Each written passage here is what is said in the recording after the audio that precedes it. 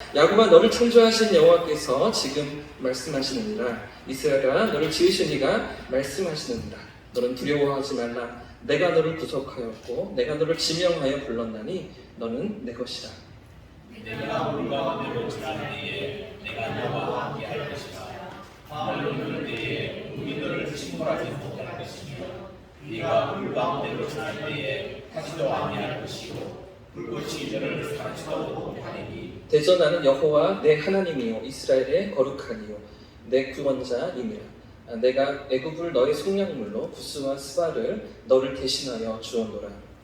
네가 내 은혜를 보배롭고 존귀하며 내가 너를 사랑하였으니 내가 내 대신 사람들을 내어주며 백성들이 내 생명을 지키시리니. 두려워하지 말라. 내가 너와 함께하여 내 자손을 동쪽에서부터 오게 하며 서쪽에서부터 너를 모을 것이며 내가 북쪽에게 이르기를 내놓으라. 남쪽에게 이르기를 두어주지 말라. 내 아들들을 먼 곳에서 이끌며 내 딸들을 땅 끝에서 오게 하며. 같이 읽겠습니다. 내 이름으로 불려지는 모든 자 내가 내 영광을 위하여 창조한 자를 오게 하라. 그를 내가 지었고 그를 내가 만들었느니라.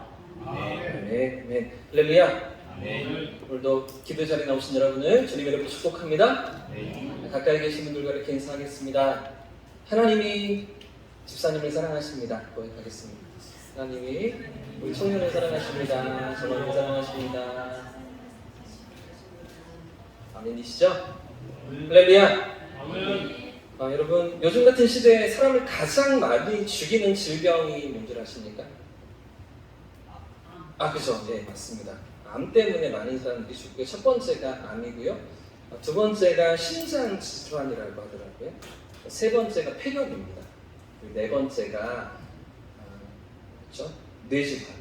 이런 순으로 사람들이 세상을 떠났는데요. 그런데 사실은 암보다 더 사망률이 높은 질환이 있습니다. 1980년대까지는 이 질병이 그렇게 화두가 되지 않았었는데요. 1990년대 이후로 거의 모든 질병들이 이것과 제가 말씀드리려고 하는 이것과 연결이 되면서 더 심각한 질병이 되고요. 더욱 고치기 어려운 그런 질병으로 확장되어지는데 이것이 무엇인가요? 예, 잘하시네요. 스트레스입니다.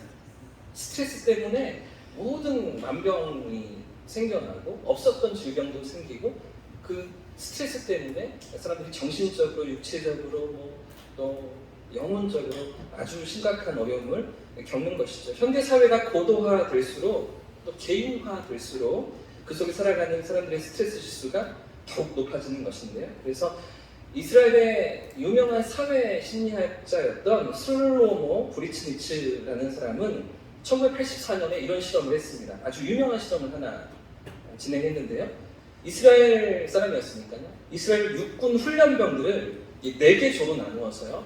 실험을 진행하면서 완전 군장을 하게 되고요. 군인들 훈련병이니까요. 20km를 행군하게 시켰는데 이 4개 조로 만들어서 각 조가 다른 상황 가운데, 다른 환경 가운데 실험을 하도록 그렇게 만들었던 거죠. 스트레스 실험을 했던 겁니다. 첫 번째 조는 1조에게는 행군을 시작하면서 도착거리가 20km다라는 것을 알려주었습니다.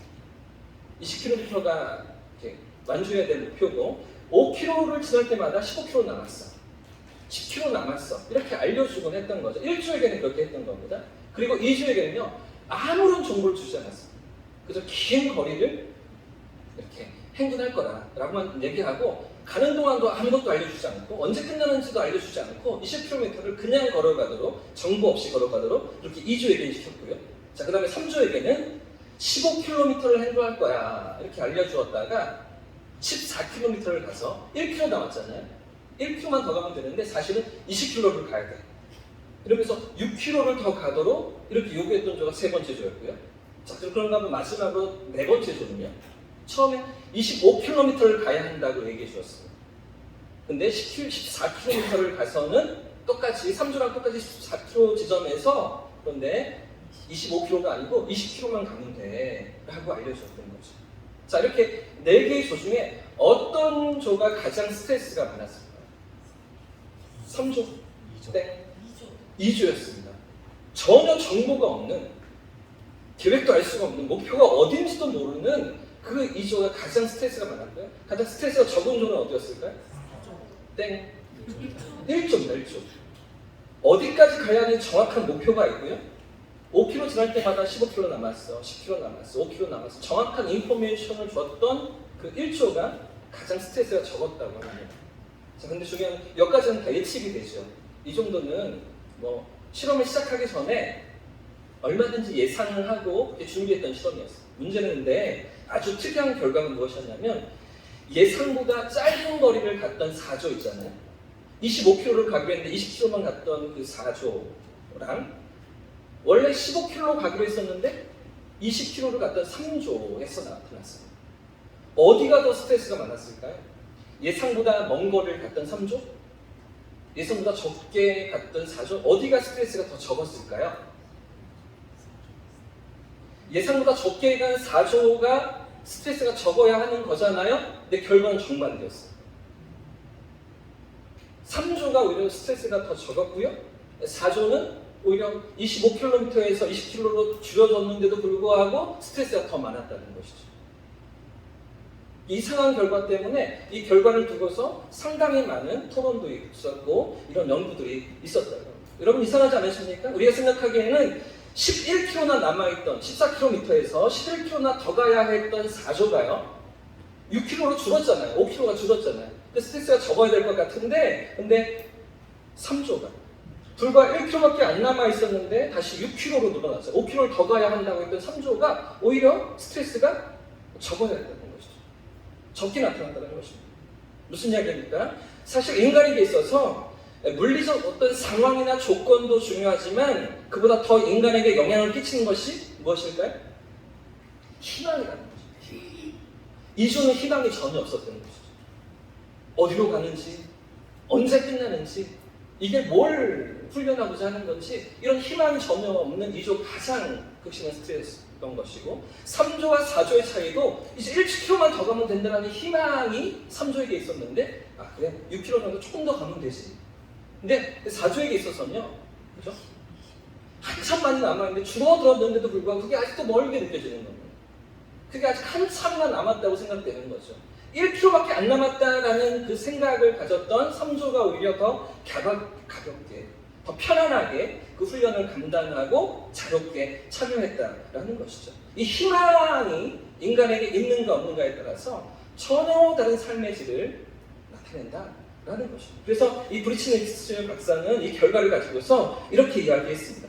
인간에게 있어서 어려움과 편안함보다는 희망과 절망이 더욱 중요한 문제이다.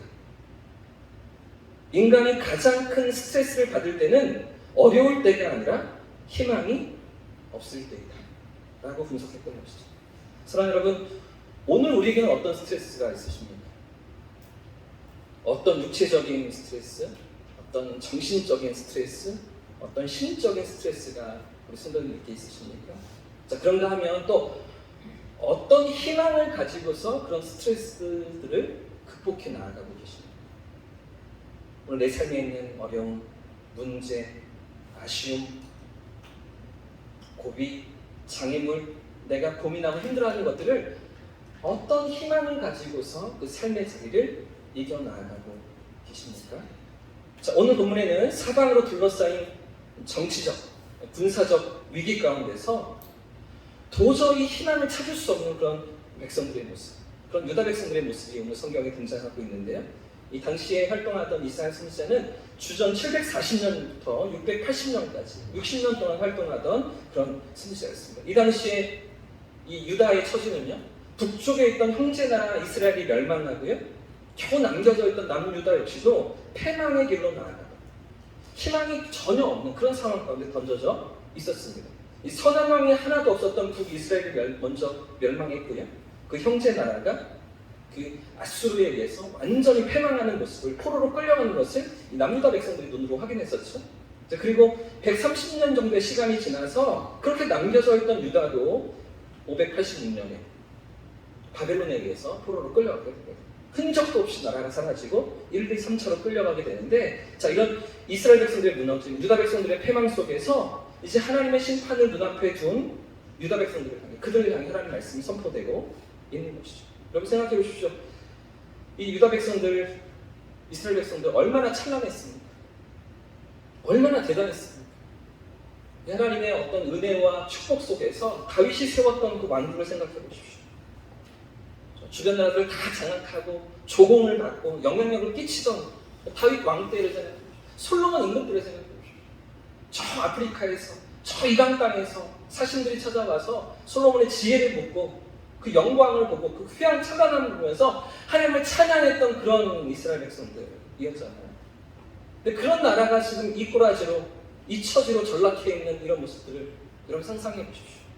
아무런 희망이 없는 주변 열강들에 의해서 집어삼켜지는 그런 북이스라엘, 남유다의 모습. 자, 이런 배경과 상황 속에서 남유다 백성들에게 하나님의 말씀이 선포되고 있는데 이사야 선지자를 통해서 하나님의 말씀이 백성들에게 전달되어집니다. 먼저 1절 말씀을 같이 한번 읽어보겠습니다. 1절 말씀 같이 읽겠습니다. 시작! 야곱아, 너를 창조하신 여호와께서 지금 말씀하십니다. 이스라엘아, 너를 지으신 이가 말씀하셨습니다. 너는 두려워하지 말라. 너는 부족하였고 내가 너를 지명하여 불렀나니 너는 1절 마지막에요. 너는 두려워하지 마라. 내가 너를 구속했고 내가 너를 지명해 불렀나니 너는 누구 것이라고요? 상황이 지금 엄청납니다. 상황이 지금 어떻게 해야 우리가 살아남을 수 있는가?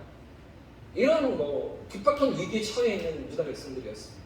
그래서 주변 그 이방 민족들과 이 아수르가 신흥 강국으로 패권을 잡고 일어나고 있었기 때문에 아수르에 대항하기 위해서 우리가 동맹을 맺어야 된다.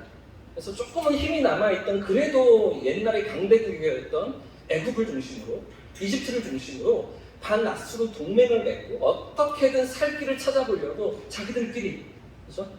이 남유다와 애국과 모압과 암몬과 에돔과 블레셋 이런 나라들 다 해가지고 함께 대항해 보려고 애쓰는데 아시리아가 너무 크게 일어나는 거죠.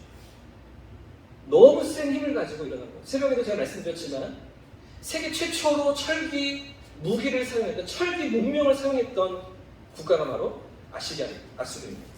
청동기 무기를 갖고 싸우는 그런 다른 민족들에 비해서 철기 무기를 갖고 나오니 신무기죠.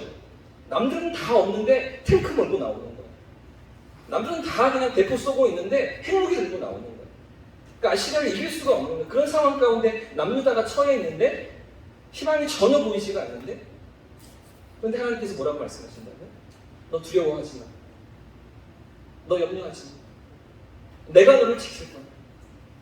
내가 너와 함께 할 거야. 이렇게 말씀하신다는 거죠. 야곱아, 이스라엘아, 너 누구 거라고요? 하나님 거.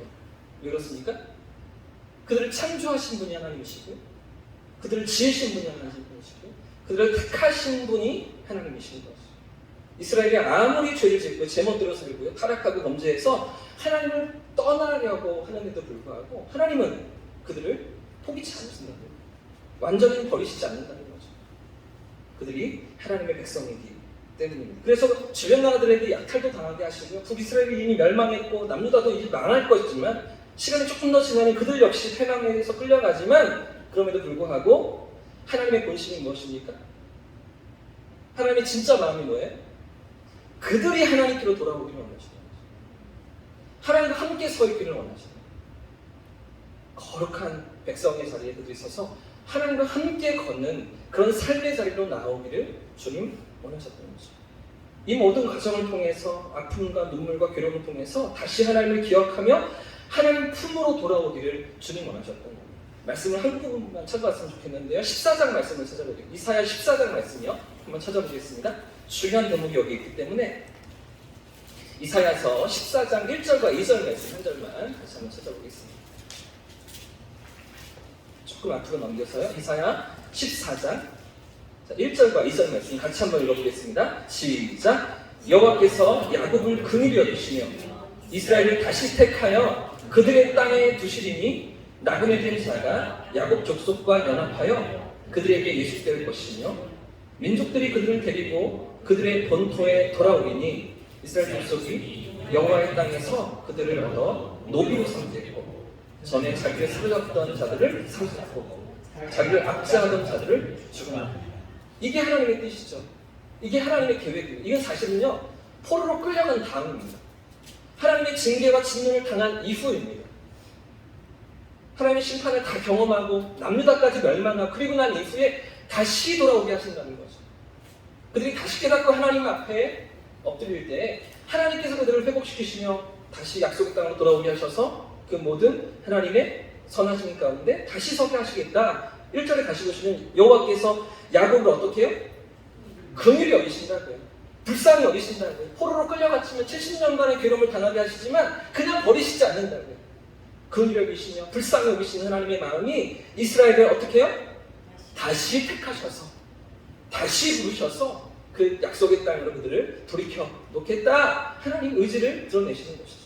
사랑하는 여러분, 지금 이 말씀이 주어지고 있는 대상이 누구였습니까? 처음 이사야 선지자의 말씀을 들었던 그 백성들이 누구였습니까? 남겨진 남유다 백성들이었습니다. 형제 나라가 멸망하고요, 이제 희망도 없이 패망의 길로 나아가던 그런 남유다의 백성들이었습니다. 그런데도 이런 그들을 향해서 하나님 뭐라고 말씀하십니까? 여기에 내가 너를 돌이켜 놓을 거야. 내가 너희를 다시 건질 거야. 다시 회복시킬 거야. 약속의 말씀으로 찾아오시는 거죠. 여러분 생각해 보십시오. 그 어려움 가운데, 희망이 없는 가운데 선지자의 외침이 그들에게 어떻게 들려졌을까요? 사실은요, 이게 전혀 그들의 마음을 울리지 못했습니다. 전혀 그들의 마음 가운데 이런 어떤 깨달음이, 깨우침이 없었습니다. 그런데도 불구하고 이 말씀을 외치라 하시고, 우리가 이제 이사야서를 통독하면서 이후로 계속 선지서들을 보게 되는데, 선지자들을 통해서 계속해서 주시는 말씀이 그 당시에는 전혀 깨달아지지 않습니다. 그런데 언제 깨달아집니까? 나라가 망한 이후에, 바벨론의 포로로 끌려간 이후에, 모든 것을 이룬 이후에 그 말씀이 기억나면서 그 말씀을 붙잡고 회복시키시는 하나님, 고치시는 하나님, 다시 약속의 땅을 허락하시는 그 하나님, 다시 택하시고 부르시는 그 하나님을 그들이 기억하고 그 하나님 앞에 엎드리면서 1차 귀환, 2차 귀환, 3차 귀환으로 스룹바벨과 에스라와 느헤미야를 필두로 해서 백성들이 돌아오게 되는 것이죠. 자, 근데 오늘 우리가 함께 생각해 보려고 하는 것은요, 오늘 제목입니다. 하나님 어떤 하나님이세요? 오늘 제목이 뭐라고 되어 있습니까? 야곱의 하나님, 이스라엘. 오늘 방금 읽으셨던 14장에도 그렇게 표현하고 계시죠? 여호와께서 누구를 긍휼히 여기시냐? 야곱이요. 또 누구를 다시 택하셔서요? 야곱을, 그죠? 이스라엘을 그렇게 부르시죠? 자, 생각해 보십시오. 지금 누구만 남았다고요? 남유다요. 북이스라엘은 끌려갔어요. 아수르에 끌려갔어요. 흔적도 없어요. 12지파 가운데 누구만 남아있어요? 유다 지파만 남아있어요. 근데 왜 야곱이라고 부르십니까?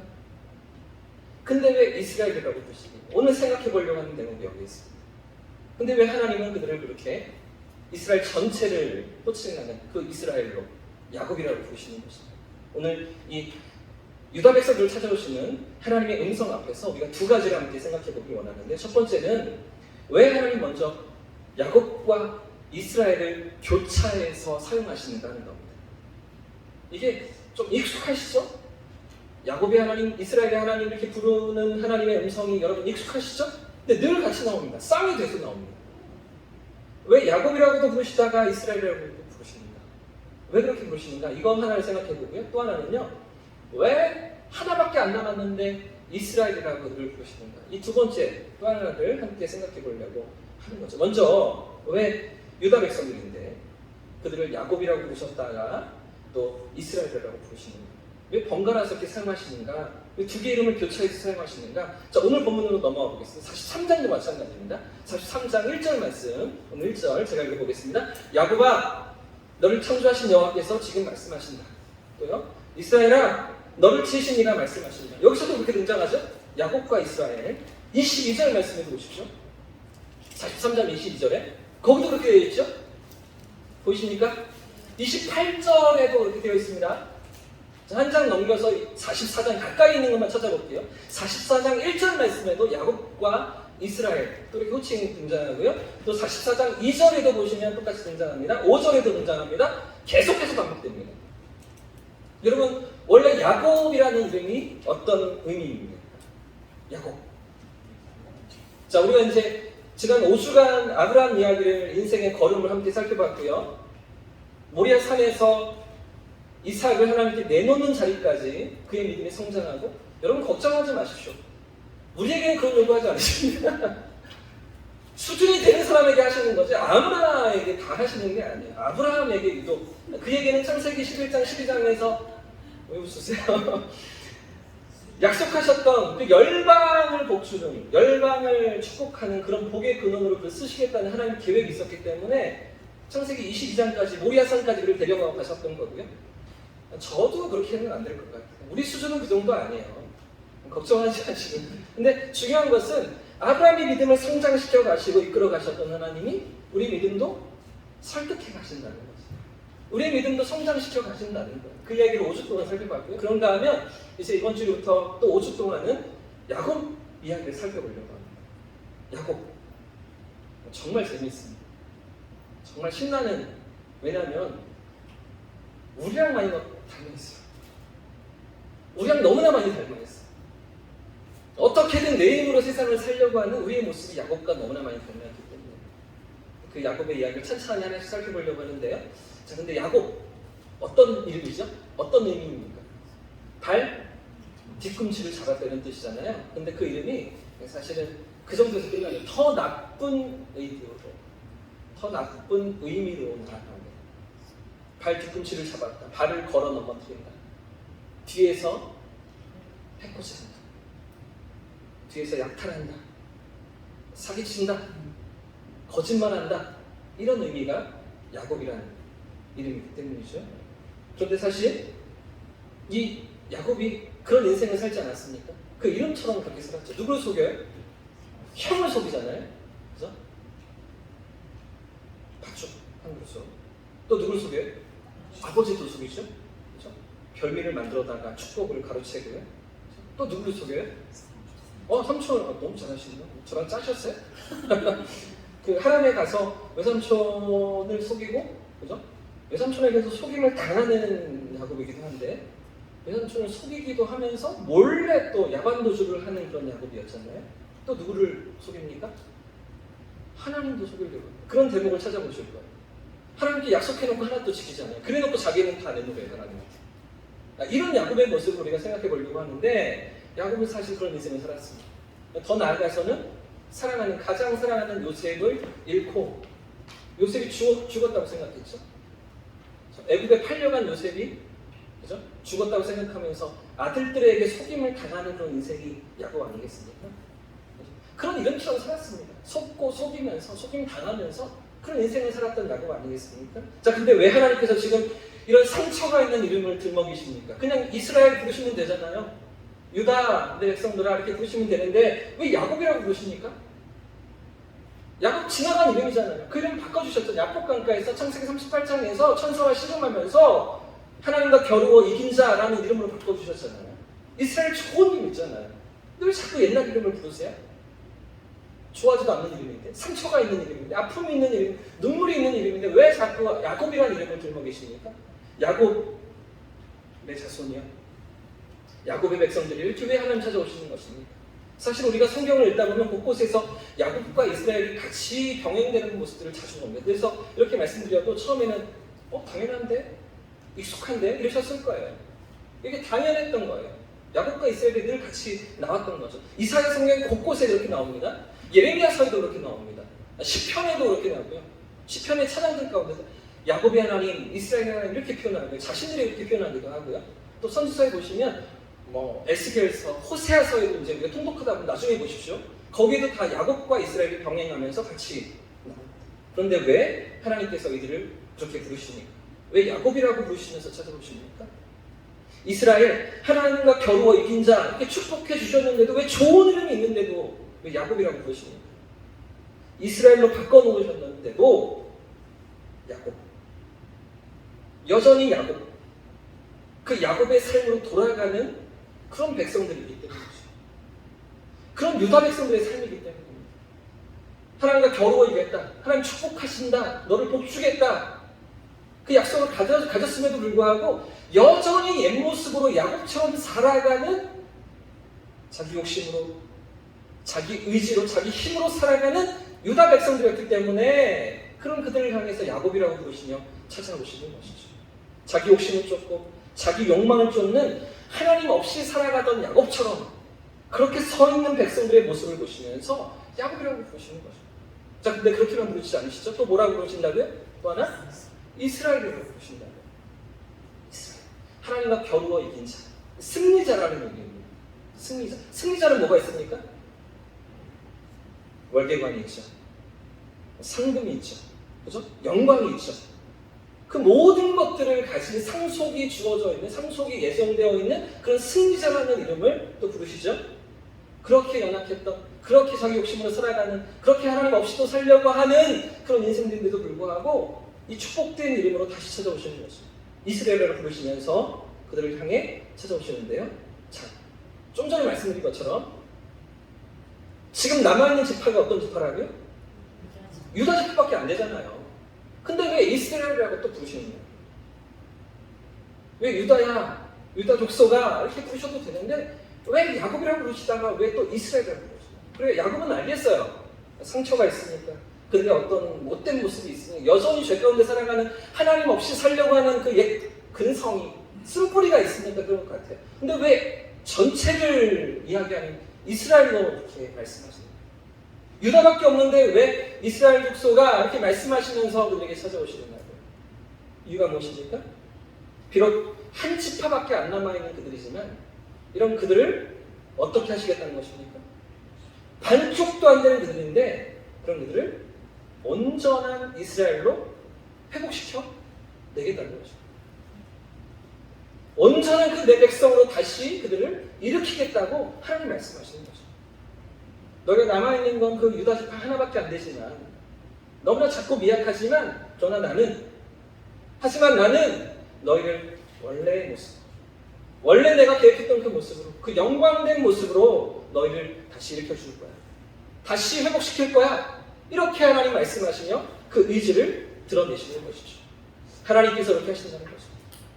비록 희망이 보이지 않는 그들인데도, 망해가는 그들인데도 불구하고 고치시고 치유하시며 다시 일으키시고 회복케 하셔서 온전한 이스라엘로 다시 만드시겠다고 하나님 그렇게 약속하시는 것이죠. 사랑하는 여러분, 지금 이 말씀을 듣고 있는 남유다 백성들 입장에서 생각해 보십시오. 우리 새벽마다 이 이사야 말씀을 함께 살피고 있지만 지금 이 주변 나라 정세가 어떠합니까? 이 아수르가 중앙아시아 일대를 다 집어삼켰습니다. 다 집어먹었습니다. 신흥 강국으로 일어나는데 애국도 견제를 못하는 거죠.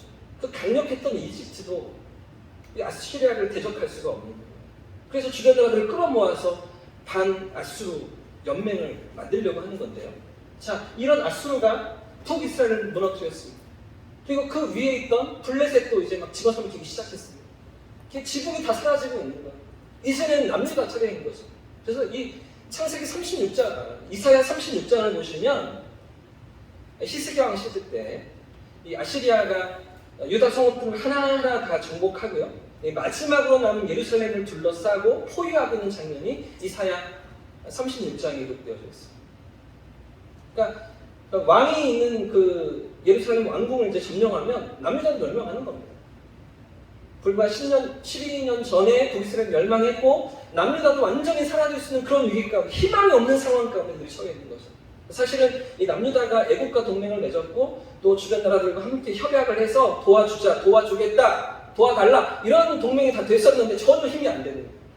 아시리아가 어느 순간 다 집어삼키고 예루살렘 하나 남아있는, 덩그러니 남아있는, 그들이 의지했던, 도움을 요청했던 그런 민족들이 전혀 힘이 되지 못하는 그런 상황 가운데 남유다가 던져져 있던 것이죠.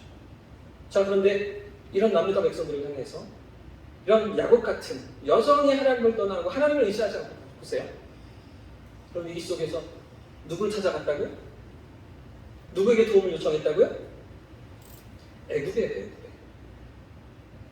애굽의 도움을 청하고 이방 족속들에게 도움을 요청하고 하나님을 찾지 않는 그런 야곱 같은 그런 유다 백성들이었는데도 불구하고 하나님 그들을 뭐라고 부르십니까? 이스라엘이라고 부르십니다. 내 백성이라고 부르시는 거예요. 이렇게 지지리도 못났고 이렇게 하나님을 찾지 않는 민족들인데도 불구하고, 백성들인데도 불구하고, 그런데도 나와 겨루어리 둔 자, 나의 축복을 약속받은 자, 내 백성 이스라엘이라고 부르시면서 그들에게 찾아오시는 것이죠. 어쩌면 이미 구분이 기울어진 것 같은 그들이었습니다.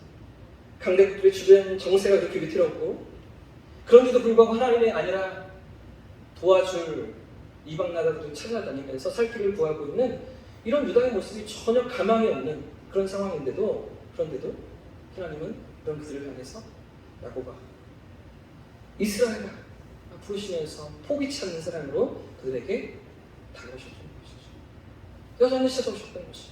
겨우 남겨진 그들이었고, 여전히 야곱과 같이 옛 모습을 버리지 못한 유다 백성들인데도 그런 하나님의 약속이 무엇입니까?